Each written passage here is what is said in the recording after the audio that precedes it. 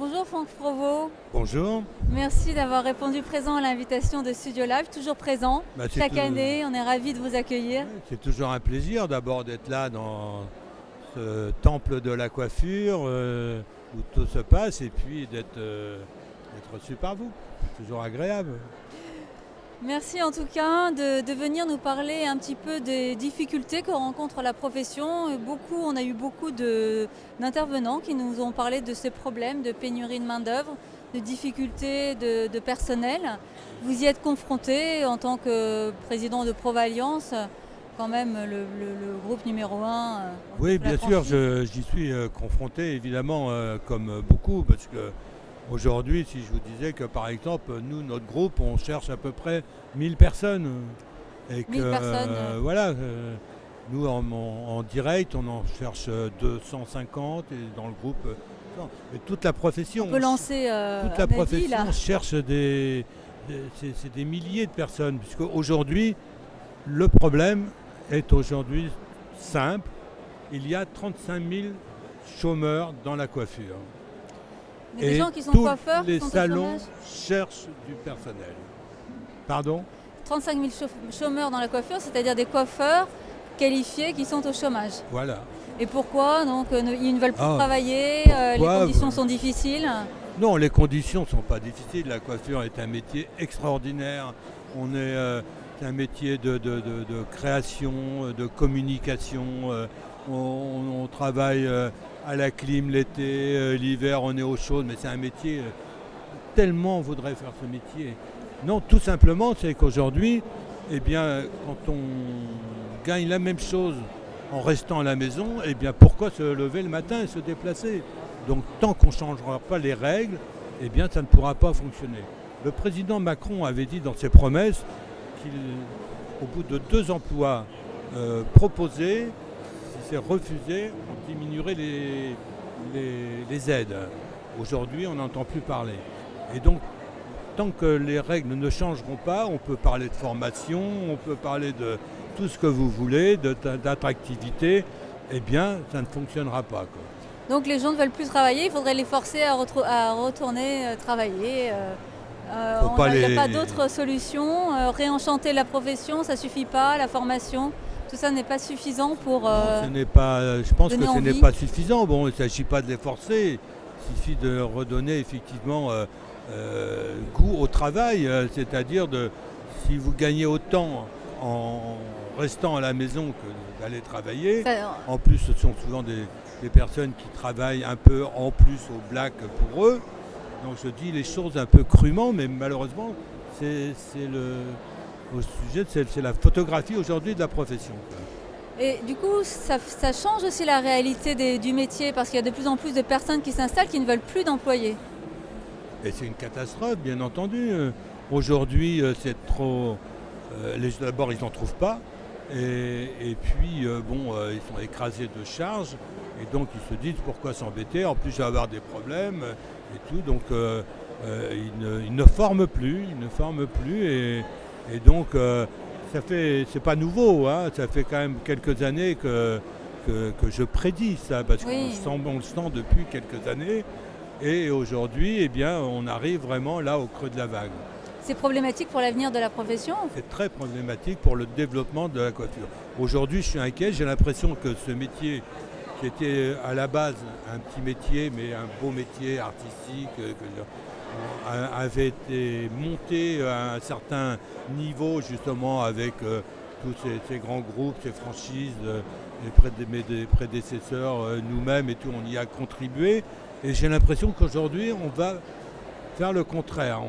On retourne vers un petit métier où les gens font quelques clients comme ça à domicile. Et puis voilà, donc ça ne contribue pas à valoriser le métier. Dans tous les pays, en Chine bientôt, où les barbiers sur les trottoirs et tout. Donc je trouve ça assez dramatique pour ce beau métier, quoi.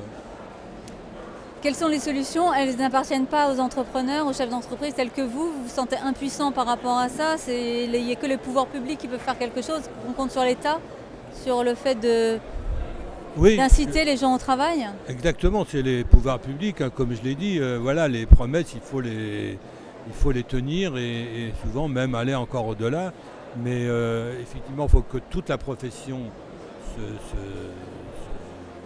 se mette ensemble, y compris avec les fournisseurs, y compris la presse, y compris pour un peu vraiment tirer la sonnette d'alarme et essayer de trouver des solutions. expliquer ce qui se passe et tout. On ne peut pas dire aujourd'hui, tiens, Madame la ministre du Travail, on va engager cette année 40 000 apprentis. C'est faux, c'est faux parce qu'il n'y a pas d'apprentis. Les écoles se vident, il n'y a plus personne. C'est vrai. Il faut dire la vérité. Et surtout le dire à tous les membres du gouvernement, quoi, pour qu'ils en tirent les conclusions. Beaucoup parlent de réenchanter la profession.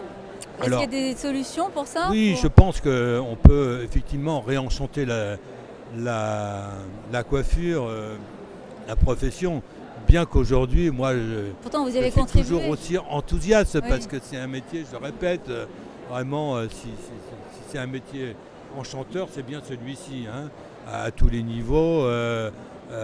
Vraiment, si demain je recommençais ma vie, je recommencerais ce métier, je le trouve extraordinaire. Alors, évidemment, il y a des changements, il y a les changements de consommation, La digitalisation.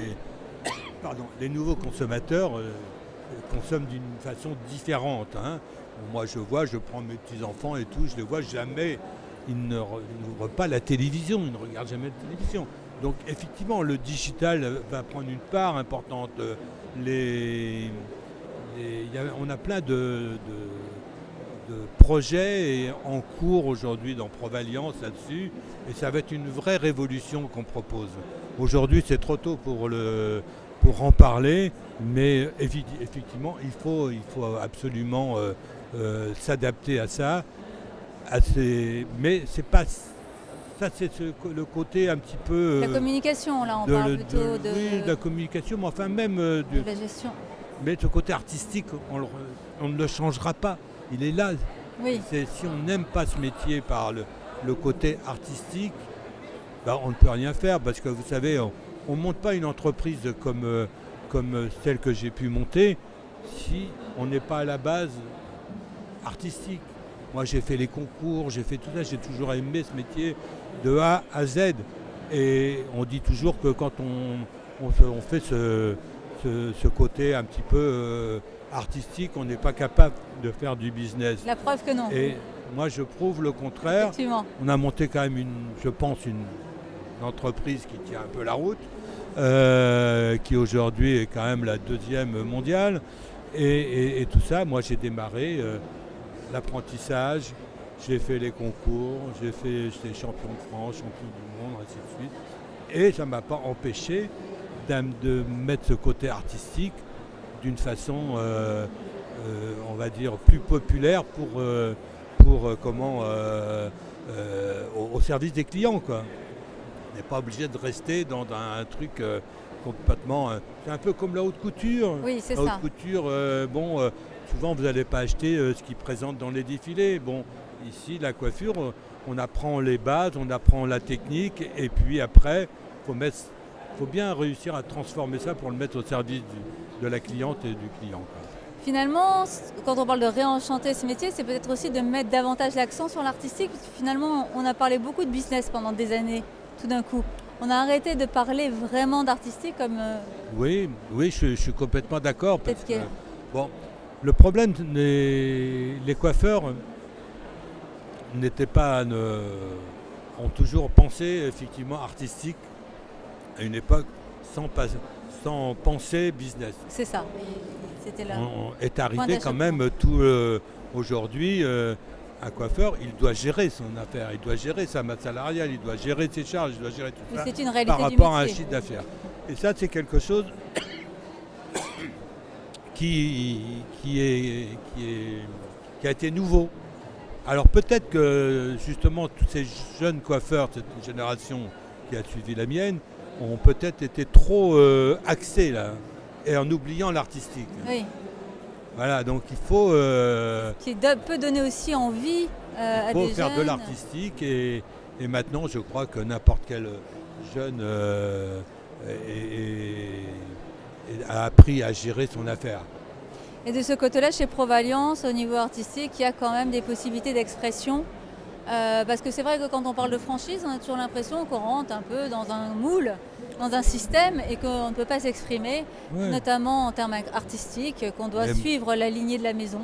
Ça, c'est les détracteurs de la franchise, mais c'est un discours qui date déjà depuis pas mal d'années et qui aujourd'hui, pour moi, dépassé has-been. Bien entendu, vous savez qu'un franchisé est indépendant, il fait ce qu'il veut chez lui. Ça ne l'empêche pas de faire des concours dans n'importe quel club artistique. Nous-mêmes, on les aide dans la formation. Nous-mêmes, on fait des concours. Oui, est-ce que vous leur donnez des opportunités réelles, artistiques ? Bien évidemment, bien évidemment. En tout cas, effectivement, on va rester sur une note optimiste. Oui, bien entendu que je reste évidemment optimiste. On a toujours des passages dans n'importe quelle profession. Je crois quand même qu'aujourd'hui on est dans un creux de vague. Dans un creux de vague, mais surtout dans un tournant quand même. Il faut prendre ce virage. C'est important pour les coiffeurs, pour la profession. Et donc là-dessus, je n'ai pas de doute qu'on va s'adapter et qu'on va réussir à redonner goût à tous ces jeunes de faire ce métier.